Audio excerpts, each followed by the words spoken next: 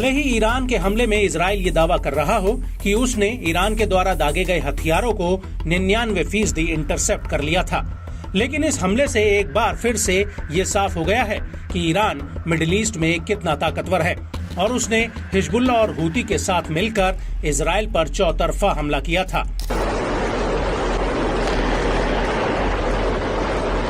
Iran का दावा है कि उसने इजराइल पर 300 से ज्यादा रॉकेट्स, ड्रोन और मिसाइलें दागी थी।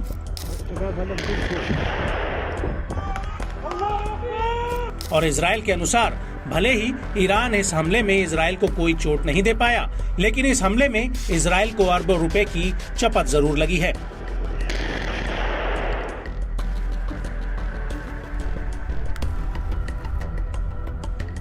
ये बात हम नहीं कह रहे, बल्कि खुद इजरायली सेना के एक बड़े ब्रिगेडियर जनरल रीम अमीनोज ने इजरायली येनेट न्यूज से कही है।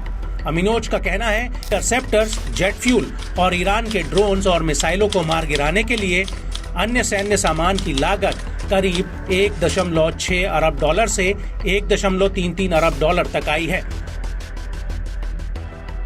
और बड़ी बात यह है कि इस लागत में अमेरिका और सैन्य सहयोगी देशों द्वारा इस्तेमाल किए गए हथियारों पर आए खर्च को जोड़ा नहीं गया है।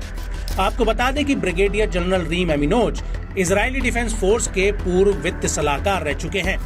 ब्रिगेडियर अमीनोज का कहना है कि पश्चिमी यरूशलेम एरो और डेविड स्लिंग्स इंटरसेप्टर मिसाइल्स जैसे गोला बारूद का इस्तेमाल करता है, जिसके प्रत्येक यूनिट की कीमत करीब 35 लाख डॉलर और 10 लाख डॉलर है। इसके अलावा इस खर्चे में लड़ाकू जेट्स द्वारा ड्रोन और मिसाइलों को मार गिराने पर आने वाला खर्च भी शामिल है।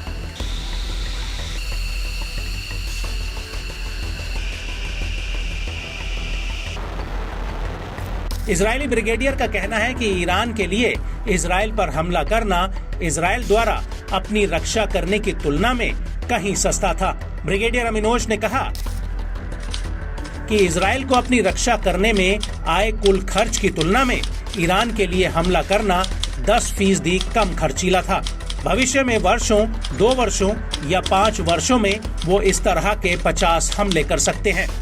और यदि आईडीएफ का 2023 में कुल बजट 60 अरब शेकेल्स था, जो उसके दोगुने से भी कम होने पर आपके पास ऐसे हालातों में पहुंचने का कोई मौका नहीं है। जी हाँ, जहां हम जरूरी रकम को बनाए रख सकें। लेकिन इस सब के बीच इजरायली सेना के प्रवक्ता डैनियल हैगरी का कहना है कि हमने 99% से ज्यादा ईरान से दागे गए 300 से ज्यादा कामिकेज ड्रोन और मिसाइलों को सफलतापूर्वक चिन्हित कर लिया था। सभी ड्रोन्स और क्रूज मिसाइलों को मार गिराया गया। जो विस्फोटक निवातीम एयरबेस पर गिरे थे, उनसे सिर्फ इंफ्रास्ट्रक्चर को मामूली नुकसान हुआ है। हालांकि इजरायली मीडिया ने इन हमलों को लेकर एक रिपोर्ट जरूर दी है, जिसमें कहा गया है कि दक्षिणी इजराइल में ईरान के हमलों में एक 10 साल की बच्ची जरूर घायल हुई है, जो अपने घर के भीतर सो रही थी।